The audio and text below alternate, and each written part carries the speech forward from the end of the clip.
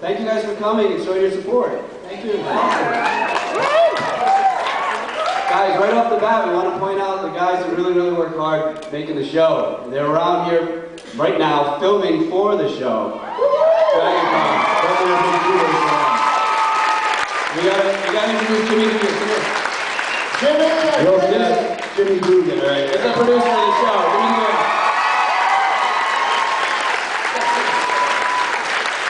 Here's Seth, another producer from the show. Seth. Brian Lee, our director of photography. And Mike Peebles. There he is, sound.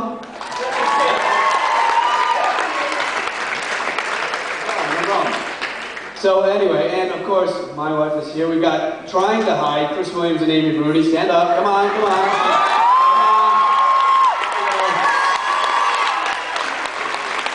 Okay, we just lost all the guys in the room. We're not going to listen anymore. You guys all enjoying Dragoncon?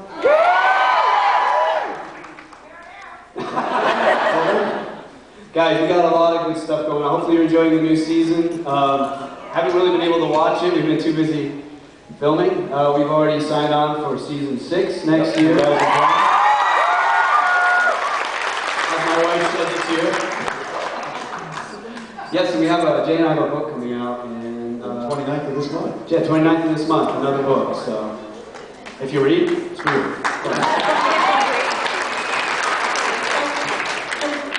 What's going to be in the book? Can you give us a quick snippet? Title and snippets from the book, or an overview? A snippet? Good call. Overview. Reading a soliloquy? It's no, it's all cases that have not been on the show. Some of the darker stuff, run-ins with the occult, things like that. So, kind of feel a little responsibility to let people know how the whole field of the paranormal. It's not all just running around with recorders. So. All right. Well, we actually do have a question, and I'm going to come up here. As I said, I'm going to be queuing up. I wanted to ask a quick question because I'm back here because nobody's here yet, and I will ask questions. You guys don't understand. How long, because it's condensed for the show, no idea how long it really is that you're there. Can you give us an idea for the international and for you guys? How long are you guys there usually? Well, when it comes down to like ghost hunters, it looked like we investigated the Stanley Hotel for one night. We were there for 9 days straight. So you don't see this, and you know, most of the places that we're at, multiple nights, we're always trying to wear similar shirts and stuff, and we do that for the main reason that the editors need to be able to cut the show together. So sometimes you'll see little subtle changes in our shirts. That's how you'll know or Steve grows like a full friggin' beard in an episode. Stuff like that. That's how you know we've been there more than one day. It really does depend on the case, yeah. And honestly, things have to work a little differently because we're on a production schedule, so can't always do it as long as you'd like. That's what she said. Okay. And Dustin and Joe, how long for you guys usually? Each episode that you see takes us about 2 weeks because with customs and everything, we need to ship the gear and stuff, we need a little extra time. But the cases themselves, we do dedicate several nights to them. You know, it comes to a great expense to get us all over there, so to make sure that we work our butts off over there, and you know, the team's really dedicated to trying to capture anything we can while we're out there. Great, thank you.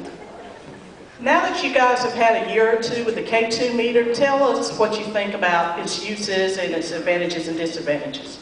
The K2 meter? All right, the K2 meter just measures magnetic fields in certain frequencies, and it's interesting. We use it mainly as a debunking tool, but every once in a while it starts to respond, and over the course of, I think about 3 years we've been using it, we've really been able to hone it so that if something's going to respond using it, we can get it to respond. And we don't ever base the conclusion of a case on the K2 meter.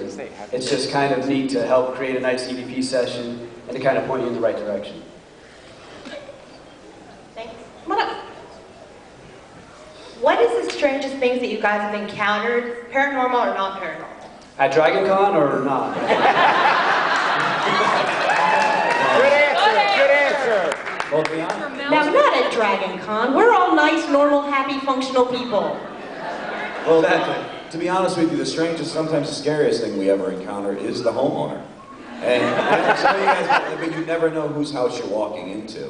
And there's been homes, we went to walk into a home about 2 years ago that our production crew had to grab us and drag us out as we were walking to the front door because they found a loaded shotgun behind her door and a loaded .357 under her pillow. So you never know whose house you're walking into, and you just so you really Remember that, Mike?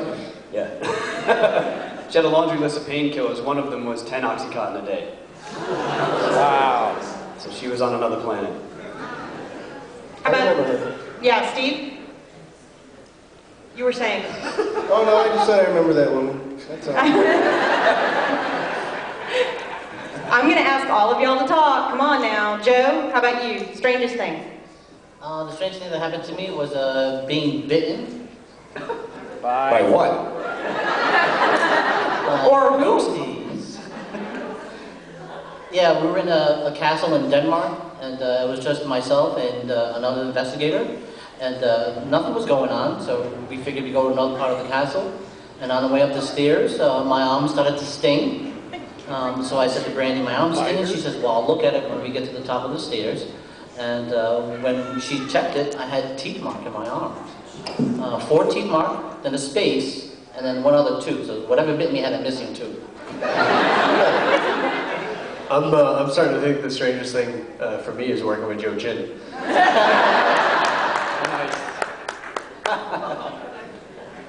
That's how I feel about Tango. We have, my understanding is I have a question up here, and I'm coming right here.